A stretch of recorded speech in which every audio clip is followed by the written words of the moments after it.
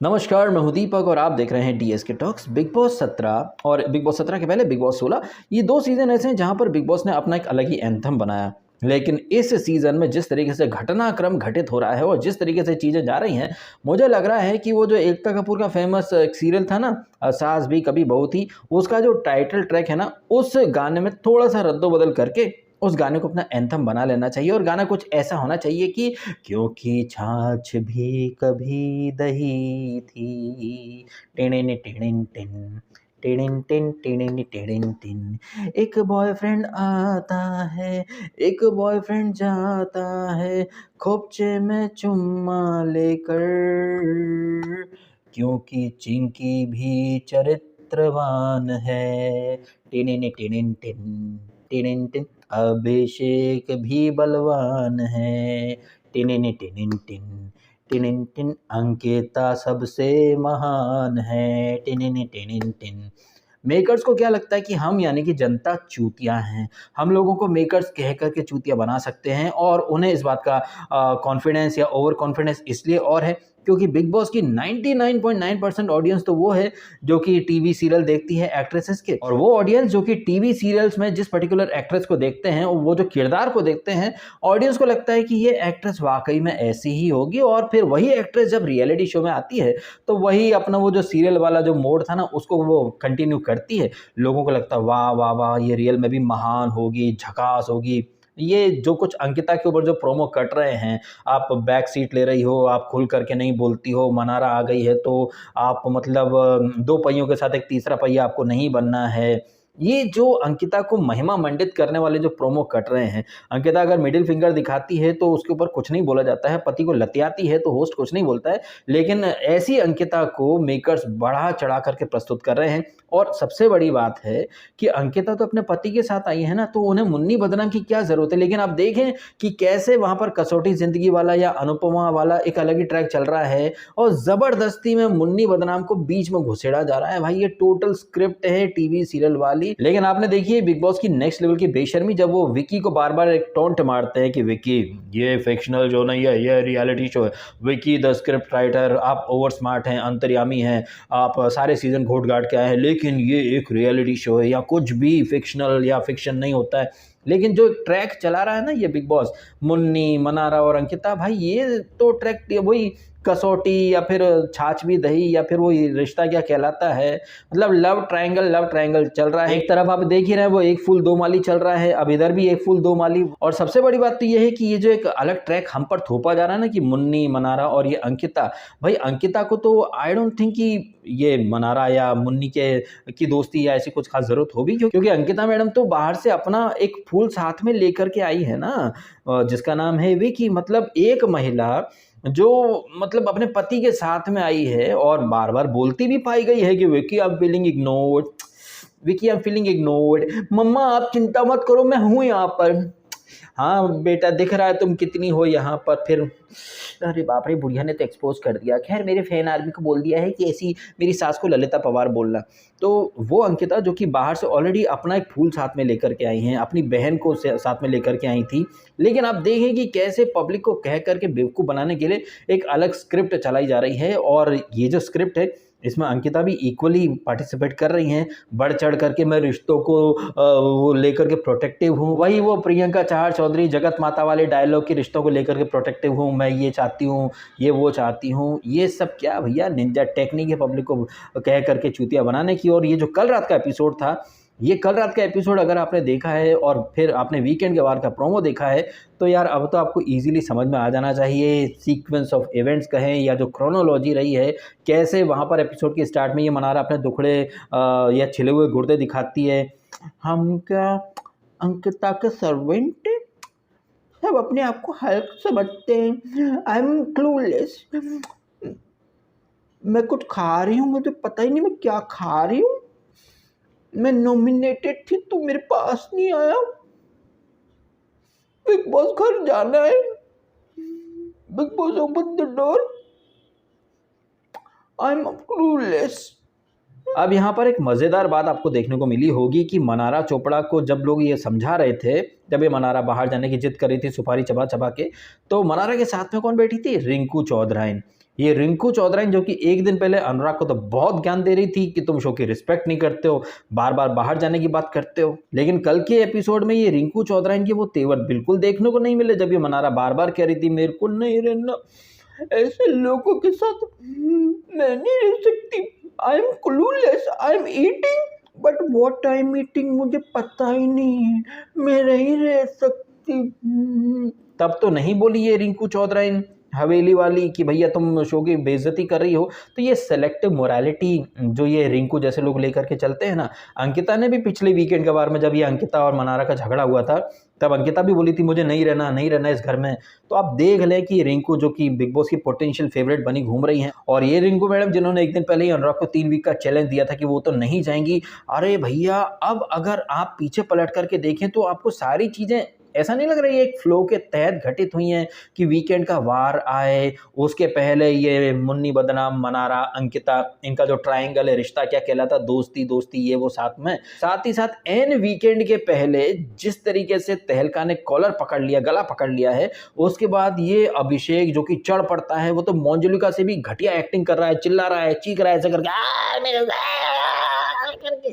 तो ये सब कुछ एन वीकेंड का वार के पहले ही क्यों हुआ? ये चीज़ें तो मतलब थर्सडे के पहले वेडनेसडे या ट्यूसडे को भी हो सकती हैं। सब कुछ होता है वीकेंड के पहले।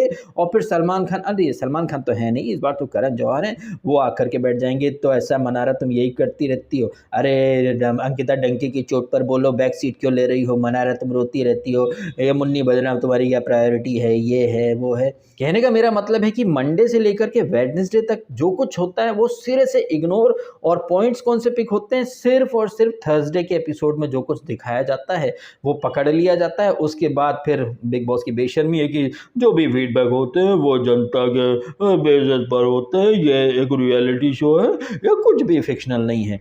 अब देखिए रियलिटी शो की परिभाषा क्या होती है? रियलिटी शो की परिभाषा तो ये होती है कि भाई सब कुछ स्पॉन्टेनियस हो और एकदम नेचुरल हो या फिर ऑर्गेनिक हो, चीज़ें थोपी ना गई हो।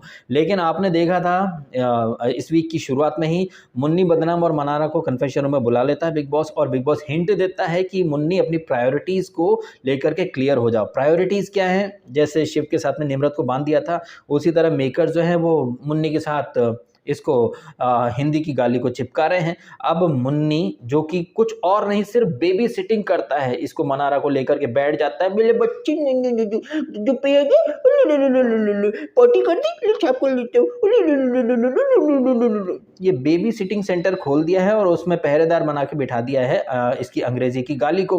अब अंग्रेजी की गाली जो है, चूंकि उसका पूरा समय जो है वो हिंदी की गाली की बेबी सिटिंग में लगा हुआ है, तो जो दूसरी चौधराइन है वो बुरा मान गई है, मुन्नी मेरे से बात नहीं करती, बट मैं क्या करूं, मैं रिश्तों को लेकर महान हूँ, मैं वही चली जाती हूँ, I can't be fake in a reality show, मैं रिश्तों को लेकर बहुत पॉजिटिव हूँ सर। वही लूप वाले डायलॉग, वो मैं मान real to real for a reality show वाली सेम वही घुट्टी यहाँ पर अंकिता को पिला दी गई है। वही लूप में डायलॉग चलते हैं, मैं रिश्तों को लेकर के पॉजिटिव हूँ, मैं रिश्तों को लेकर प्रोडक्टिव हूँ, मेरे सबसे ज़्यादा रिश्ते बनेंगे, ये रिश्ता क्या कहलाता है। I think it's high time कि बिग बॉस अपने एंथम के साथ साथ ना शो का नाम भी बदल रही है। ये रिश्ता क्या कहलाता है, ये रिश्ते हैं कैसे, ये रिश्ते को मैं क्या नाम दूं, इस तरह से होना चाहिए। खैर ये रोना और ये विलाप वगैरह पंती कोने कोने में मना रहा है, छिले गुर्दे। इसी दौरान घर में एक खुशखबरी आती है।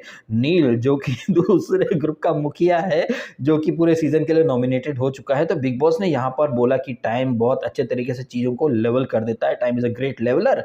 तो नील हम तुमको राशन का मुखिया बना रहे हैं, सारा राशन जो है वो तुम्हारे कस्टडी में रहेगा। अब ये तुम्हारा मन है कि तुम किसको देना चाहो किसको नहीं देना चाहो। हालांकि ये राशन के पहले खानजादी के गुर्दे छिल जाते हैं जब ये सना कुछ आकर के सफाई के ऊपर या कुछ ड्यूटीज़ के ऊपर बोलती है और समर्थ वगैरह सब मस्ती मजाक करते हैं। अब ये चीज़ें जो है खानजादी के लिए हार्टफुल हो जाती, because it is personal, it is personal.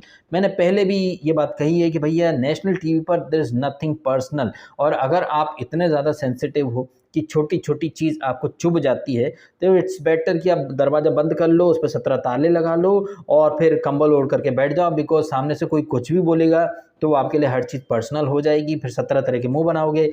अरे ये मैं 17 को ज़्यादा नहीं बोलता हूँ, हाँ अरे सीज़न ही 17 है तो फिर 17 तरह के मुँह, 17 एक्सप्रेशन, 17 ताले, ये करना तो लाजमी है, क्योंकि फुद्दू फरहान के मेरा नाम शब्बो आजमी है।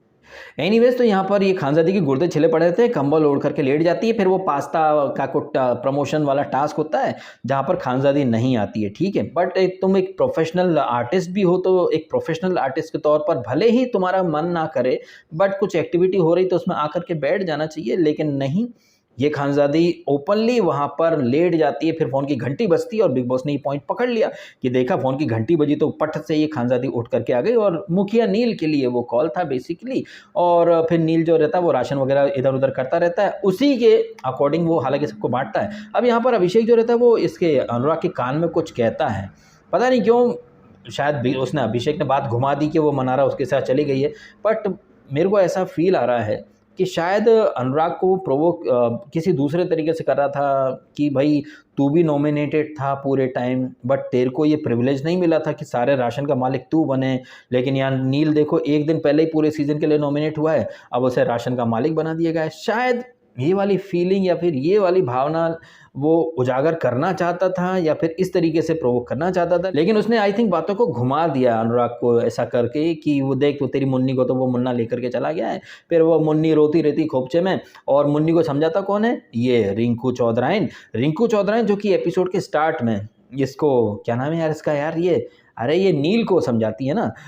जब ये रिंकू चौधराइन बोलती है कि तुम फादर फिगर क्यों बने फिरते हो, या जब कोई नहीं समझना चाहता तो उसको क्यों समझाते हो। कट टू अगले ही थोड़ी देर के बाद यही रिंकू चौधराइन जो है वो मनारा की फादर नहीं, फादर का वो तो मदर है, मदर फिगर बन जाती हैं और समझाने की कोशिश करती हैं, देखो ऐसा है, ये शो ही ऐसा है, या तो ऐसा होता है, नहीं नहीं तुम बाहर जाने की बातें मत करो। लेकिन यही बातें अगर अनुराग कर दे तो यह शो के डिसरिस्पेक्ट करता है, इसको निकाल दो बाहर। अरे तुमको शो की तमीज नहीं, इज्जत नहीं है। तमीज कहाँ से आई बे, इज्जत नहीं है तुमको।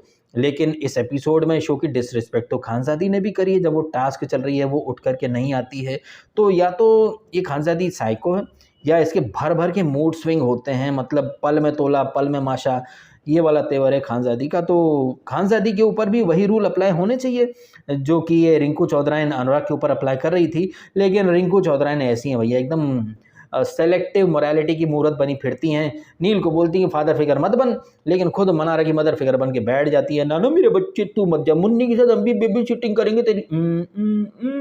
ओम ओम ओम ओम जादू जादू।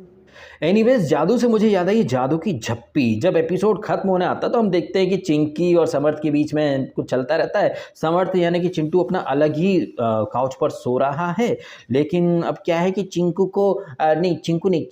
की चिंकी को ना जादू की झप्पी लिए बगैर सोने की शायद आदत नहीं है। बड़ी संस्कारी बाला है भाई वो। आफ्टर ऑल अपनी फैमिली को काफ़ी बढ़िया तरीके से रिप्रेजेंट कर रही है, फैमिली वैल्यूज़ और हमारे भारतीय कल्चर का क्या प्रमोशन कर रही है सलमान खान के अंदाज़ों में। तो चिंकी को ना ये चिंटू से चिपके बगैर सोने की आदत नहीं है, तो अच्छे से आती है, प्यार दुलार करती है, फिर एक ही बिस्तर में जा कर के संस्कारवान तरीके से। फैमिली शो है भाई साहब। हाजमोला पानी बोतल हाजमोला खाकर गैस छोड़ते होंगे कंबल में ही।